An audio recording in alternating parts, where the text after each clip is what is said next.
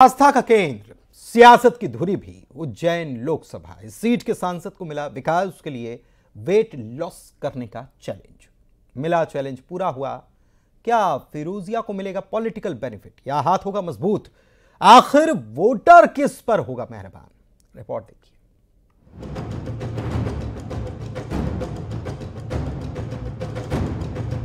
महाकाल की नगरी में चुनावी शंखनाद।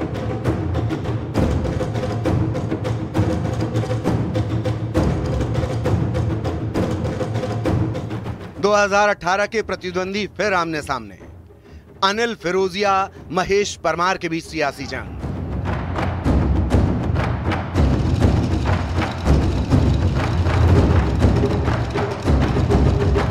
महाकाल की नगरी में अनिल फिरोजिया तब सुर्खियों में आए थे जब फरवरी 2022 में केंद्रीय मंत्री गडकरी ने उन्हें वजन कम करने का टास्क दिया।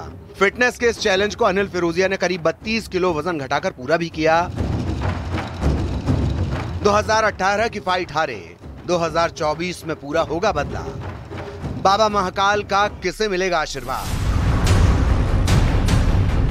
सीएम डॉक्टर मोहन यादव का गृह क्षेत्र और गृह जिला होने से यह चुनौती भी है कि जीत ही नहीं, जीत का मार्जिन भी ज्यादा होना चाहिए। कि कांग्रेस लगातार पस्त होती दिखाई दे रही है। यही कारण है कि जैसे हम अपने दम से बोल रहे हैं कि हम 29 की 29 जीतेंगे।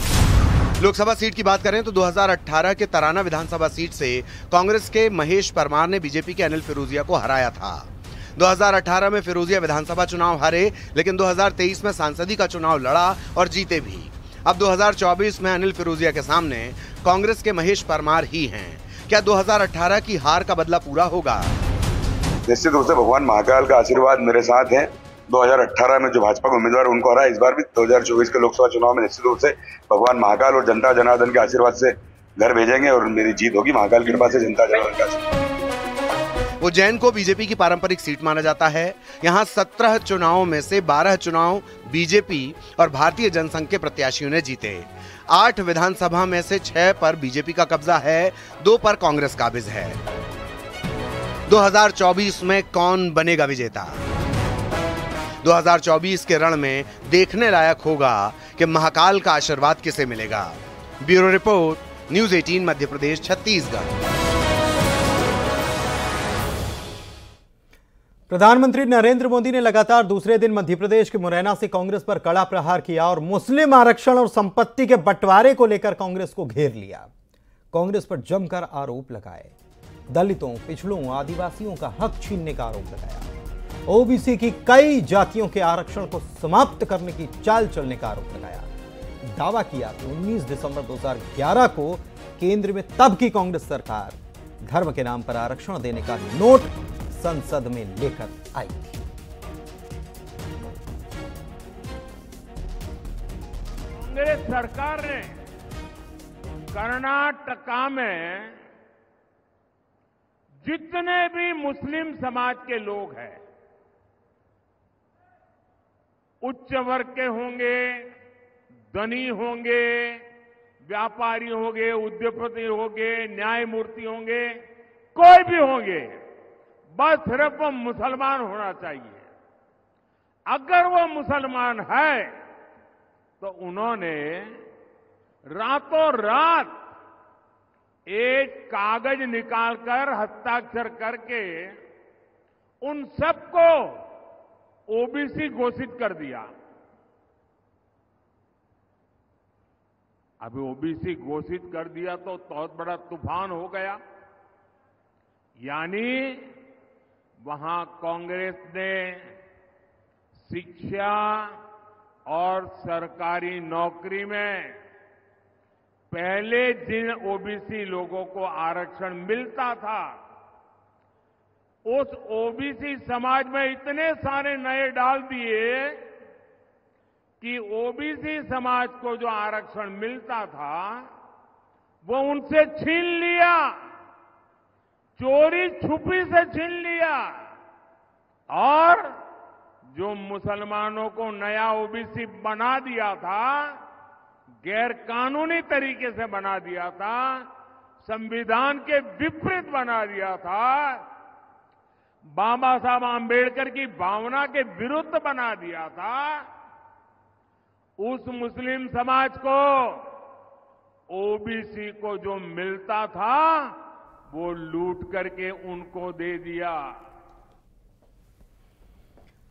प्रधानमंत्री ने एक बार फिर से एमपी के सीएम डॉक्टर मोहन यादव की तारीफ की। चुनावी जनसभा को संबोधित करते हुए कहा कि बीजेपी की सरकार में भिंड मुरैना के लोग इलाके में हुए विकास को देख रहे हैं और 4 जून के बाद तो हमारे सीएम डॉक्टर मोहन यादव के नेतृत्व में एमपी और तेजी से विकास करने जा रहा है। हुए विकास को भिंड, मुरैना, ग्वालियर के वो लोग और ज्यादा अनुभव कर रहे हैं जिन्होंने कांग्रेस का वो काला दौर देखा है। 4 जून के बाद हमारे तेज तर्रार मुख्यमंत्री मोहन यादव जी के नेतृत्व में मध्य प्रदेश का विकास और स्पीड पकड़ने जा रहा है। झाबुआ में बीजेपी उम्मीदवार अनीता चौहान ने नामांकन किया। उनके नामांकन में सीएम भी शामिल हुए। बीजेपी ने सांसद गुमान सिंह डामोर का टिकट काटकर अनीता चौहान को चुनाव मैदान में उतारा है।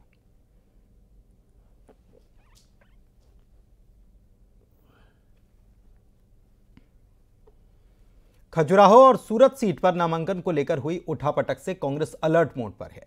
उज्जैन में नामांकन के आखिरी दिन कांग्रेस ने एक और उम्मीदवार दीपिका सुरेंद्र मरमट की डमी का नामांकन कराया।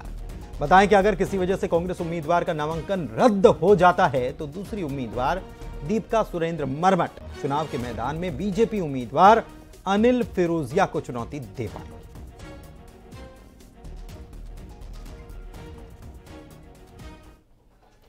खंडवा में बीजेपी और कांग्रेस के उम्मीदवारों ने नॉमिनेशन कर दिया। बीजेपी की तरफ से ज्ञानेश्वर पाटिल ने नामांकन पत्र के 4 सेट दाखिल किए तो कांग्रेस उम्मीदवार भी खजुराहो और सूरत के मामले को देखते हुए अलर्ट हैं। कांग्रेस उम्मीदवार नरेंद्र पटेल ने भी 4 सेट में नामांकन पत्र दाखिल किया। कांग्रेस की तरफ से डमी उम्मीदवार ने भी नॉमिनेशन कर दिया। बता दें कि खंडवा सीट पर चुनाव के लिए नामांकन का आखिरी दिन आज रहा।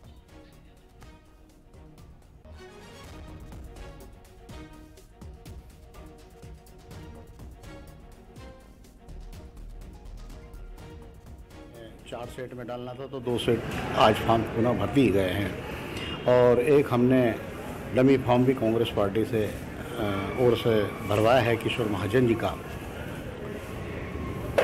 ये प्रक्रिया इसलिए इतना करना पड़ रहा है खजुराहो में और सूरत में जिस प्रकार से फॉर्म इन्होंने रिजेक्ट कर दिए और एक पार्टी को अपने उम्मीदवार को चुनाव लड़ने से वंचित किया, इसको देखते हुए हमने डमी फॉर्म भी आज भरवाने का भरा है।